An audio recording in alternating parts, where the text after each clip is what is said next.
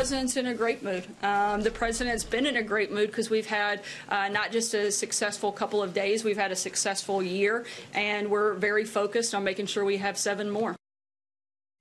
Well, President Trump capping off an extraordinarily successful week here in the United States. The economy, of course, we saw the jobs report crushing those estimates, 313,000 jobs created last month. Also, there's a new Marist poll out that says Trump is at 42% approval rating. That is the highest he has reached in this particular poll since taking office.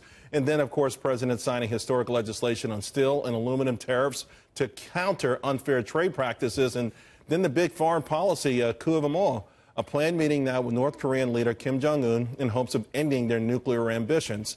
Joining me now, Beverly Hallberg, president of District Media Group, Adriana Cohen, syndicated columnist and Boston Herald radio host, and back with us, Katrina Pearson. Katrina, since I'm not sure what your answer is going to be, I'm going to save you for last and start with Beverly. Beverly, you have to say, President Trump began the week with Republicans jeering and screaming and pulling their hair out, gnashing their teeth over tariffs, and we end the week and everyone's giving them a standing ovation.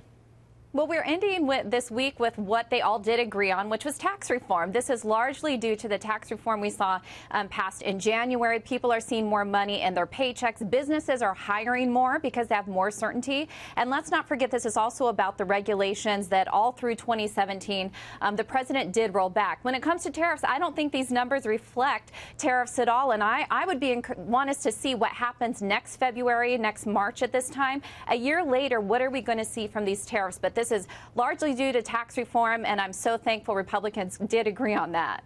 You know what, though, Adriana? Even critics of President Trump are saying, for instance, this North Korean meeting could be something special. Certainly, no president has been able to pull it off. There's a certain degree of skepticism. There's no doubt about that. But it's amazing to me to have the jobs numbers that we have, to have the economy that we have, and now they have perhaps one of these big historic foreign policy moves.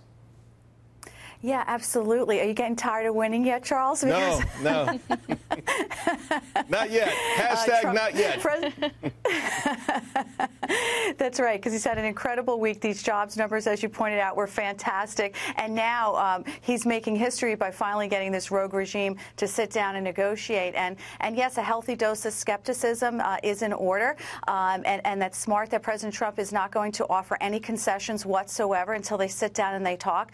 But one precondition I think he must demand before even sitting down to talk with North Korea is the release of those 3 American hostages. You know, that was a mistake that President Obama did not do when he was negotiating the Iran deal, and then later he had to pony up $150 billion to release those American hostages. We don't want to make that same mistake again, and so I hope that that is a precondition. But with respect to the tariffs, I agree with Beverly. We haven't even seen the effect of that. That's just going to be coming out in the next 2 weeks.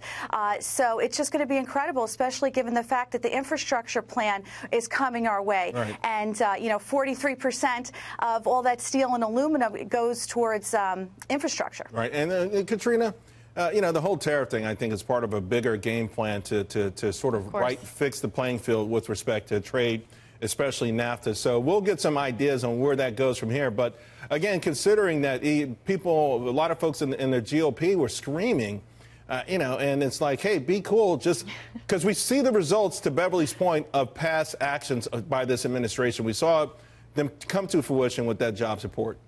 Well, what else is new, Charles? The president had to drag some of the Republicans across the finish line on this tax bill. Just the mere mention of what the president wanted to do with taxes started to move the economy, which I think helped them get on board a little bit. And there is more to come. With regards to North Korea and coming up, the president said before he was even elected that he would sit down with a world leader. Sometimes you just have to look a man in the eye and then make a decision. I think Adriana's right. I think there are going to be conditions that have been met. And if we think about the president, when he went to Egypt, a hostage was released. When he went to China, basketball players were released, and I don't see that changing anytime soon. So real quick, because we didn't answer, and it's just yes or no because we're running out of time. Best week or the best is yet to come, Katrina? Best is yet to come, but it was an amazing week. Beverly? I think it's been a good January and February, not so sure moving forward. Adriana? It was one of his best weeks, but again, the best is yet to come. President Trump is restoring the American dream before our very eyes, and it's a great time to be an American under his leadership. Ladies, thank you all very, very much. Have a great weekend. We'll talk to you again real soon.